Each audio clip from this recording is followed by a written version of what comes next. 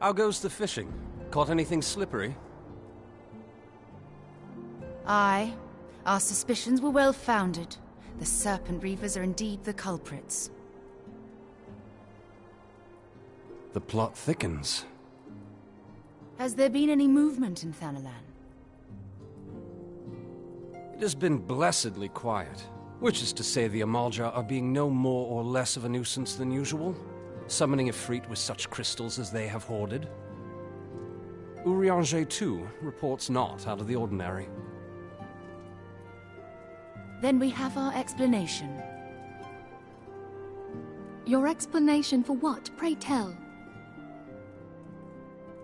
For the recent spate of crystal thefts in Thanalan, we naturally assumed that the trail would lead us back to the Amalja. Yet it did not. It led us across the sea unto Vilbrand. Vilbrand? There have been reports of increased Sahagin activity of late. Oh gods, they mean to summon Leviathan? That is the way of it, I fear. Whilst conducting our investigation on behalf of the mineral concern, we came upon evidence implicating the Serpent Reavers. With the aid of the Maelstrom, I was able to verify our suspicions. 'Tis only a matter of time before Leviathan returns to harrow the seas. But there is more.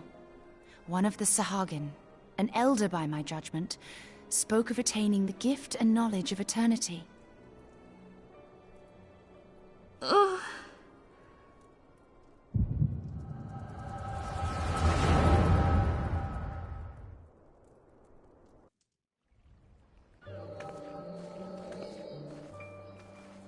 Such a disturbance in the ether.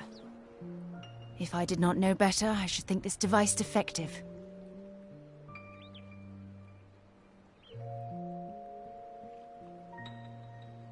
And there is the explanation.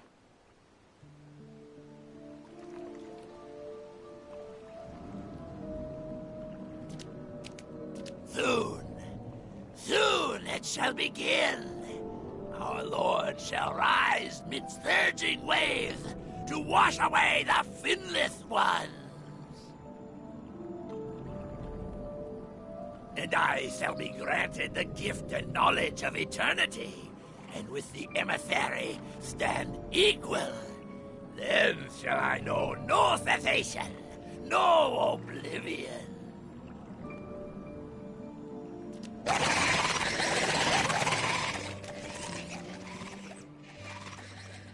Whence comes this promise of immortality? The emissary? We have outstayed our welcome.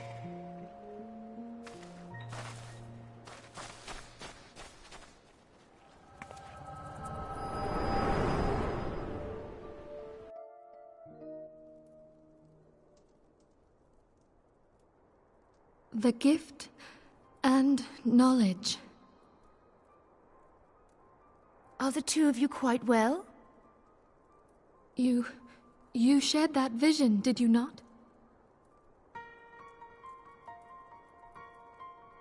Even before the Sahagin made mention of the emissary, I recognized Elidibus's words. He is behind this.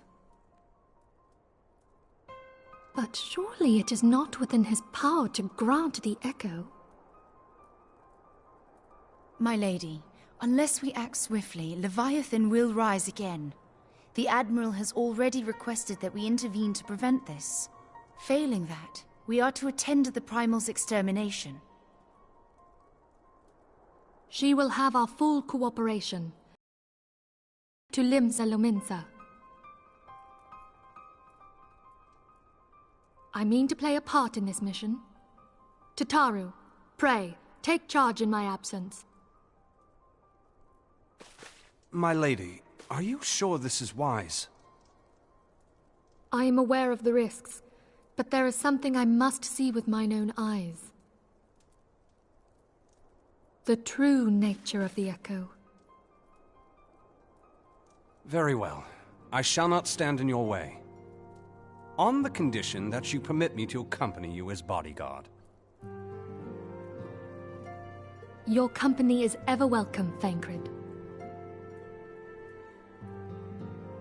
I take it something ill is afoot. Aye, a Primal is about to be loosed upon Eorzea. A primal? A godlike being whose very existence is a bane upon the land. We scions of the Seventh Dawn are sworn to put an end to their kind.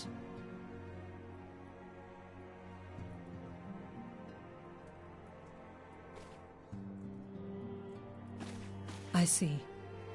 Know then that I am learned in the arts of war. In return for the kindness you have shown my people, I would lend you my blade. It would be most welcome. When contending with a Primal, one can never have too many able allies. If you crave a more intimate understanding of the problems facing Eorzea, this experience is like to provide it. Be sure to come well prepared.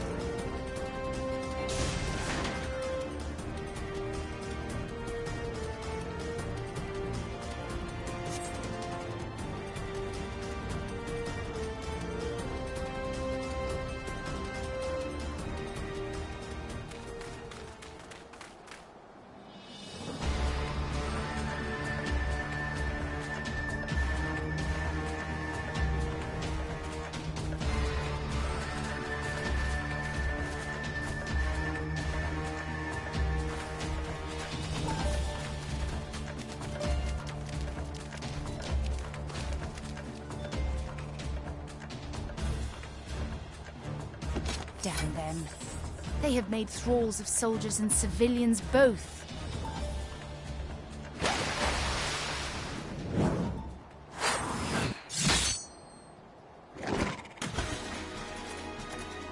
Did I miss much?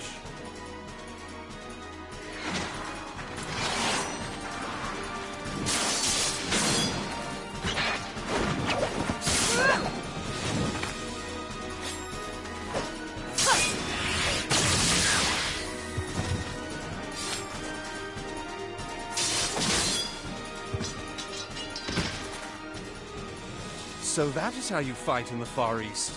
Mental note, pick no quarrel with Domans. But seriously, if I am to keep up, I must needs forsake elegance for efficiency.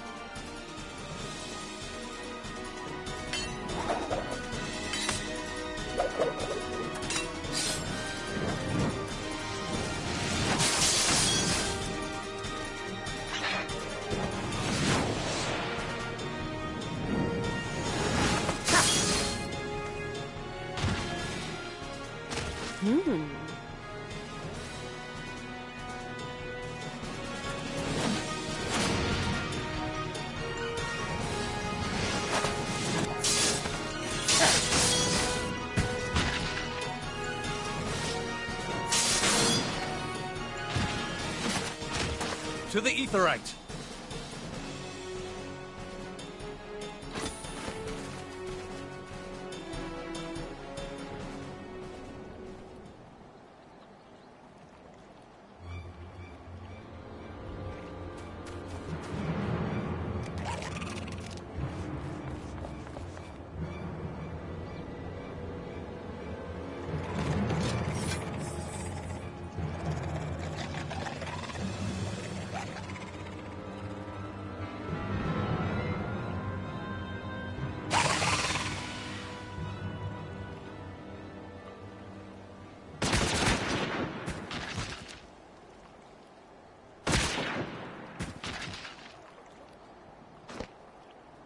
You'll forgive me my lateness.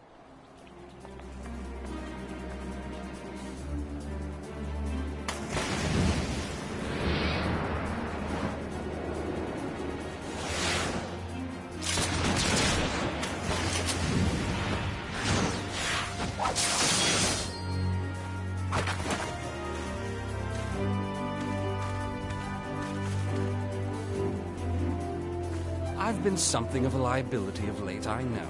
'Tis high time I set about making amends.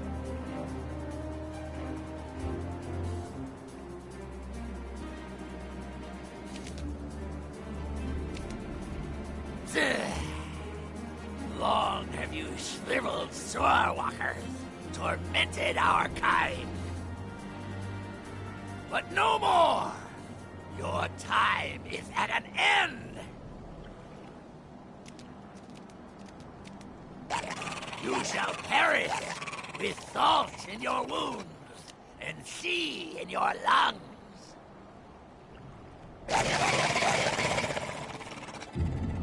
Lord of the world, hearken to our plea. Lord of the world, deliver us from our misery. Do you feel that?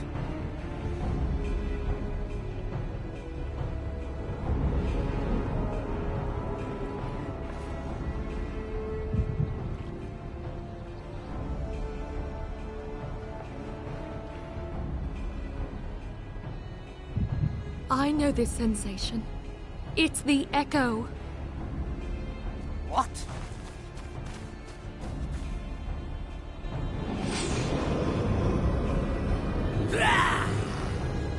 Such power!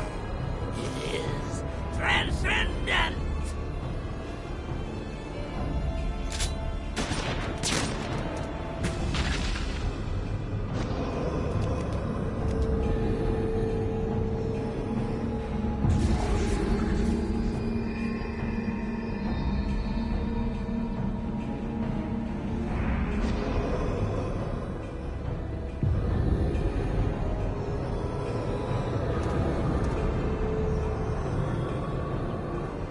Seven hells!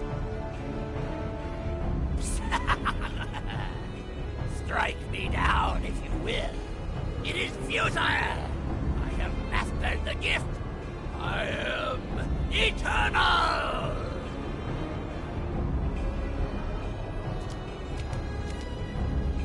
O mighty Leviathan, ruler of the seas, born of waters primordial, I offer unto you this frail flesh, that you might grant your faithful servants deliverance. I beseech you, come forth!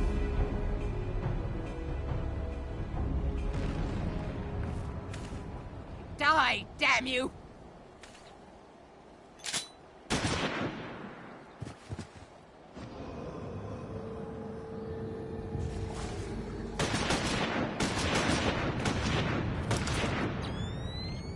Foolish shorewalker!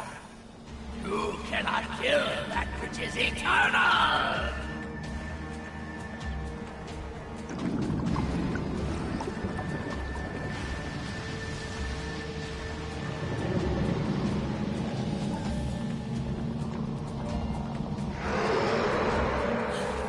Heavens forfend. Damn it all!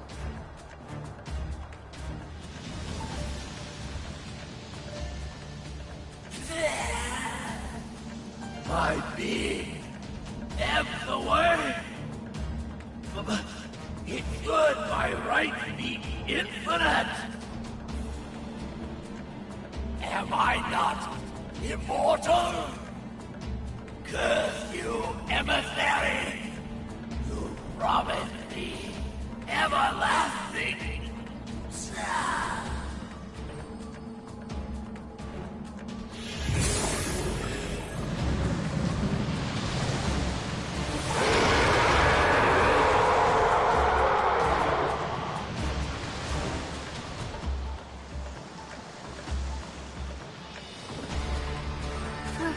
Where did he go?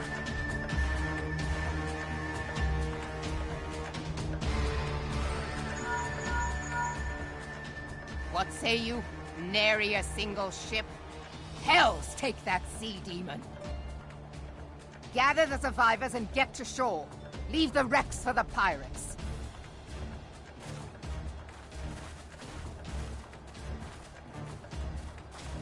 Leviathan wastes no time. The diversionary squadron is lost.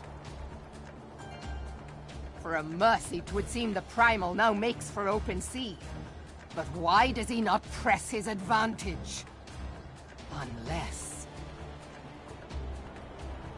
God save us! He means to unleash a tidal wave.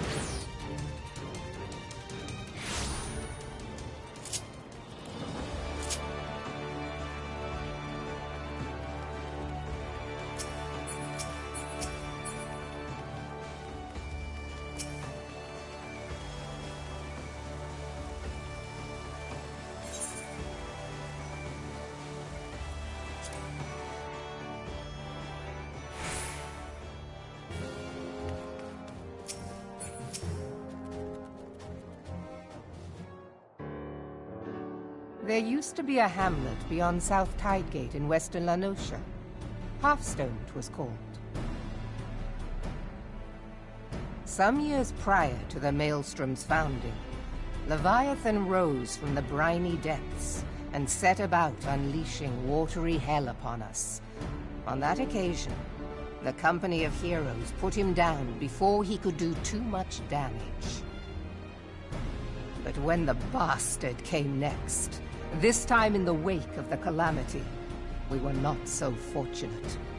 Weary of ravaging our shoreline, he summoned a tidal wave which fair leveled Hearthstone and washed the soil away for good measure. The area was subsequently occupied by the Sahagin. Aye, the thrice-damned creatures transformed it into a spawning ground for their brood. Given the quantity of crystals stolen to feed him and his legion of thralls, we can be fairly sure that Leviathan is stronger now than in his previous incarnations. If that sea demon is left to wreak havoc, what befell Hearthstone may well befall a larger settlement, even Limsa. That cannot happen. The Primal must be stopped. That was ever our objective, Admiral. But how are we to achieve it? The sea is Leviathan's uncontested domain. The ships of the 3rd Squadron could not close to within 100 yards of the Primal, nor could their cannons pierce his defenses.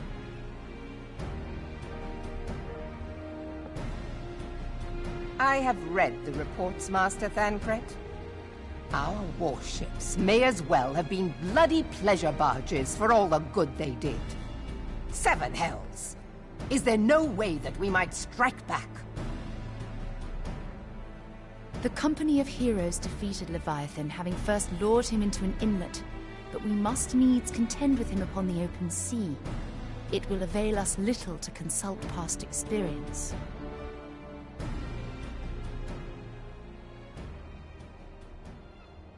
Admiral, if I may.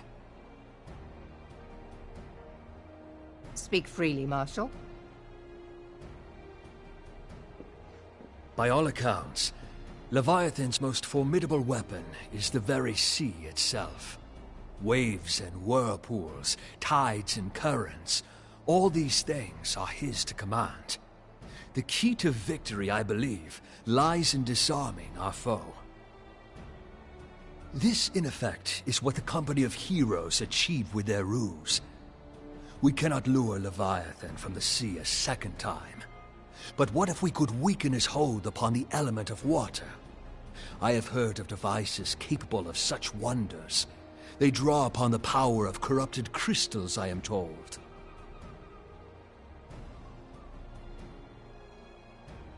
If mounted upon a ship, such a device might be used to prevent Leviathan from bringing the full force of the sea to bear against us, rendering him no more dangerous than any other sea serpent.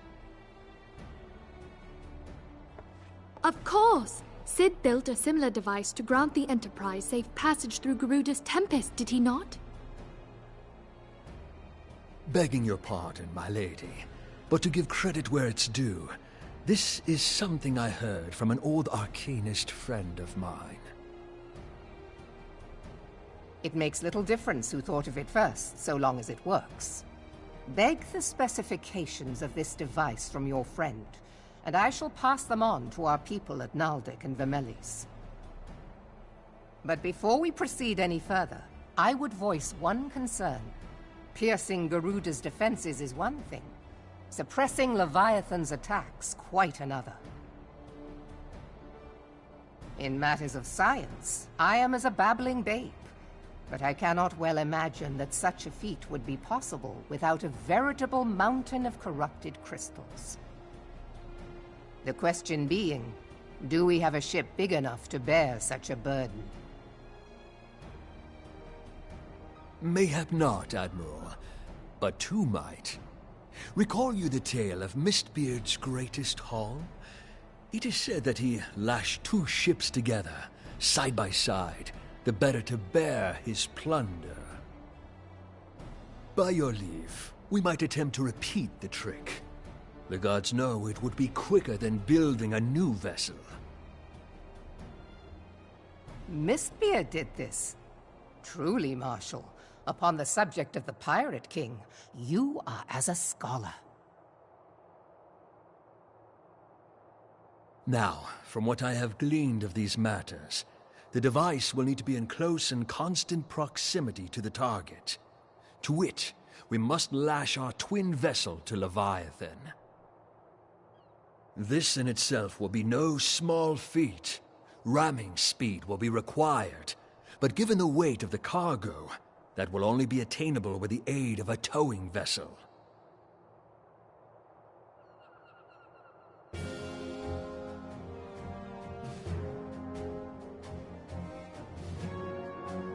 Suffice it to say, the task of piloting said vessel will entail considerable danger, and I would not ask it of another. I volunteer myself. It will be dangerous for all involved, but we have no better recourse. Very well.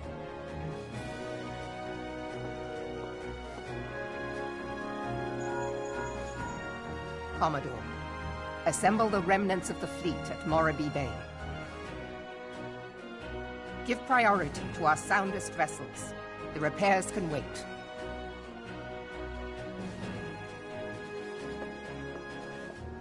Storm Marshal Slafirson, command of the operation is yours. I want that twin vessel ready to sail post-haste. At once, Admiral.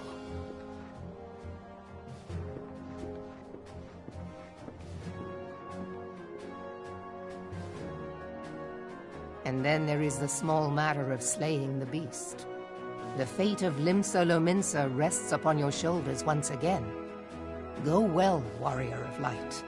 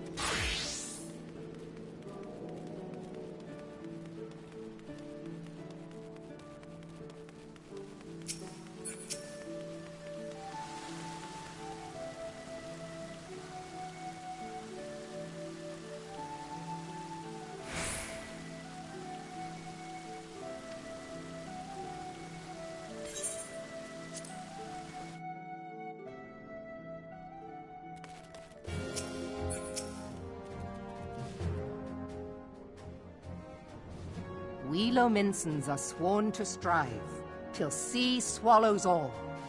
And swallow all it would have had Leviathan prevailed. That we still strive now, we owe in no small part to you. Not for the first time, you have delivered Limsa Lominsa from the wrath of a primal. Never has our nation known a stouter ally. On behalf of my people, I give you my humblest thanks.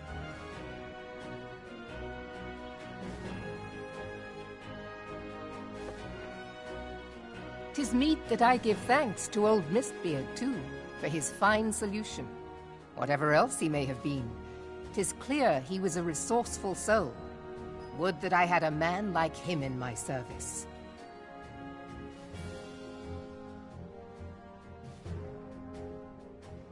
Before I set foot in these lands, I had no inkling that the people of Eorzea contended with such mighty foes.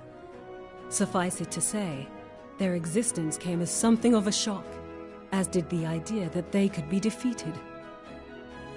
This experience has served to remind me of the vastness of the world, and the boundless potential of man. Though I am but a refugee in this realm, I would fain be of use to you in your fight. Know that I am tutored in one of the foremost combat arts of the Far East. It may seem outlandish to the Eorzean eye, but should any of your people care to learn, I would be pleased to initiate them. And I will see to it that they are grateful. I have no doubt that your knowledge and skills will serve us well. Besides, your art is not so outlandish as you think. Would you not agree, Master Thancred? Naught escapes your searching eye, Admiral. Few are privy to this information, but Limsa Lominsa is home to a certain secret fraternity. Its members are trained in a form of combat not unlike your own. By my judgment, it should not be beyond such individuals to adapt to the techniques I witnessed you employing with such admirable deftness. I am heartened to hear this. I too noted a kinship between your style and mine own, though it seemed to me that you fought differently in the beginning. I suppose I did. What can I say? I'm a man of many talents. Though you may labor to believe it, Thancred was once something of a scoundrel who fraternized with the criminal class in these parts. Yestola! You jest, of course. But for a chance encounter with Alphino's grandsire, he might never have left Limsa Lominsa, or received an education in Sharlayan, or taken up his post in Uldar, which is where he trained in the blade, lest you wonder.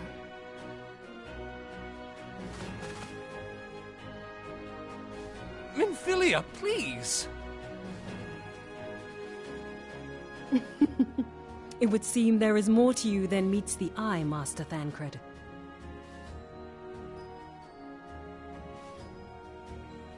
Lady Yugiri, I am told that you and yours came to Eorzea seeking permanent resettlement, and that many domins have since been engaged as frontier hands at Revenant's Toll. Moderna is many things, but a place of refuge it is not.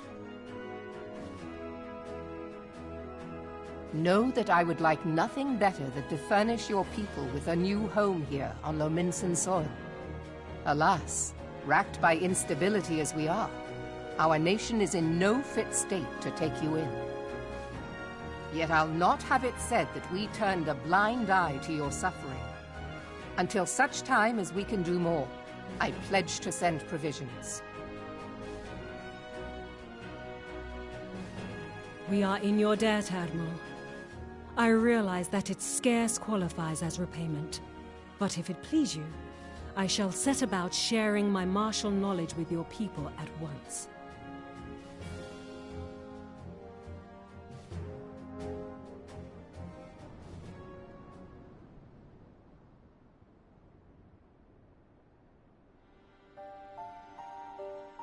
You wished a word in private.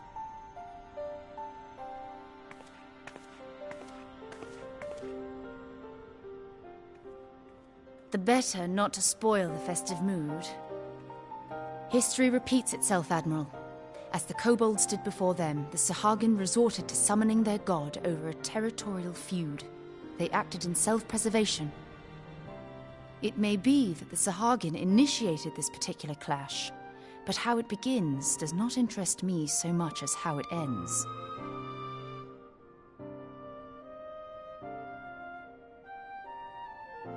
I have not forgotten our conversation, Y'ashtola. I am aware that man bears part of the blame for the Primal's existence. Nor am I ignorant of the Sahagin's reason for acting. They sought to secure a place to breed and multiply that their kind might survive. Self-preservation, as you say. But we have as much right to live and thrive as they.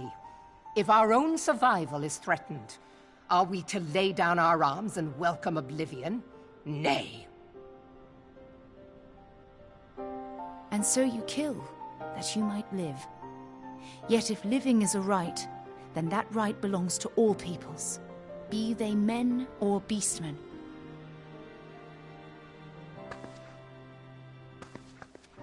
I'll not deny your reasoning, but when a storm gathers, it falls to me to see my people safely through it. That is my duty, and I shall do it.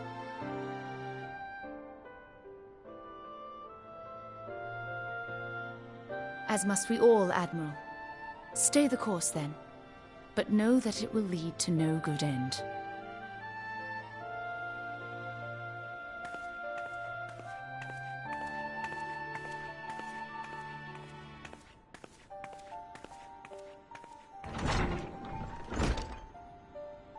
Man has ever put himself first and foremost. To justify his actions, he clads himself in the armor of righteousness, though it be a fancy of his own making. In this, mayhap the Garleans and we Domans are not so different.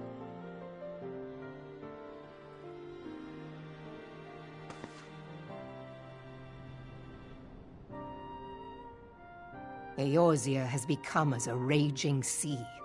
If we are to keep our heads above the waves, we cannot scruple to drown the man next to us. When hopes of coexistence founder, strength must determine who has the greater right to live.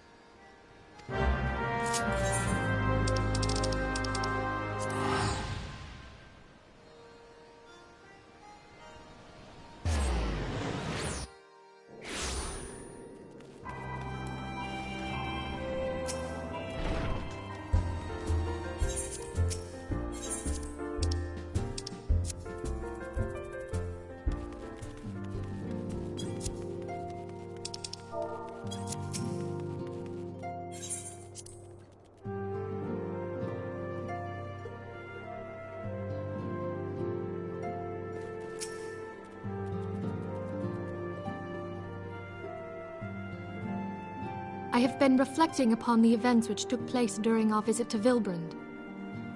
If you have a moment, I would share my conclusions with you. Please, bear with me.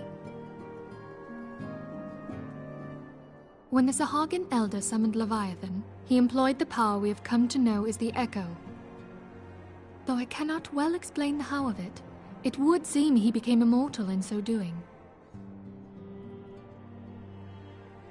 When the Admiral subsequently slew him, his spirit emerged from his lifeless flesh, a consciousness shorn of physical form.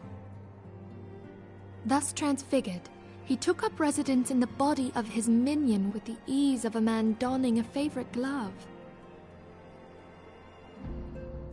Long have I known that the Echo allows one to pass through the walls of a man's soul. But never did I imagine that it could free us from our own flesh, nor less that our souls could then occupy the next corporeal vessel to take our fancy. It was of this that Elidibus spoke, an existence which knows neither cessation nor oblivion. And yet, though the Sahagin had mastered his gift and thereby become immortal, he was by no means invulnerable. As we both bore witness, he was ultimately absorbed into Leviathan.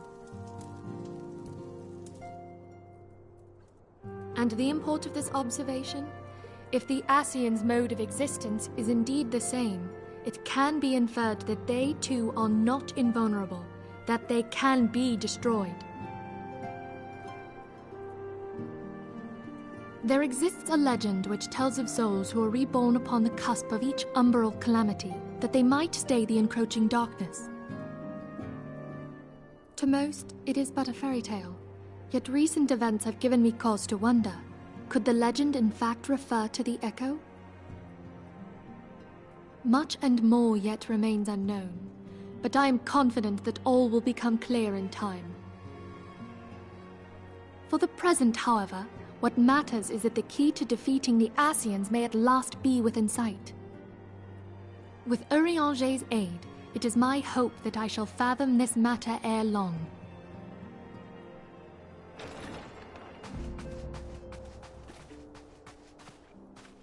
Oh, I was just about to send for you, my friend. Is Artemis? Grave tidings from the Sharlayan motherland, my lady. It doth concern our distant allies, the students of Baldessian. What of them? My lady, the Isle of Val, which for many years hath been the Order's home, is no more. No more? Whatever do you mean? I relate only that which hath been conveyed unto me by our agents. An etheric wave of the highest magnitude was recorded in the region.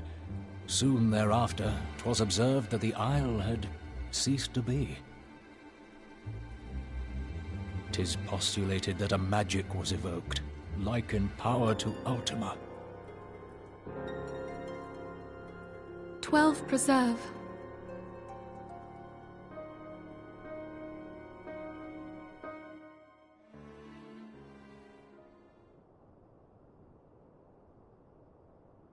If there are no other matters, I move that today's meeting be adjourned.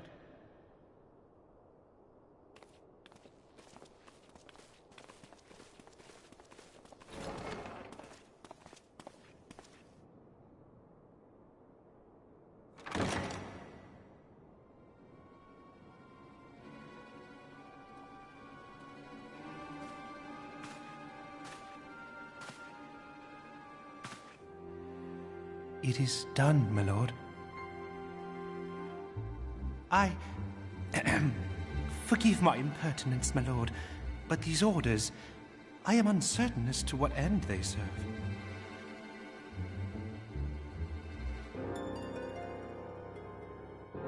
Revolution.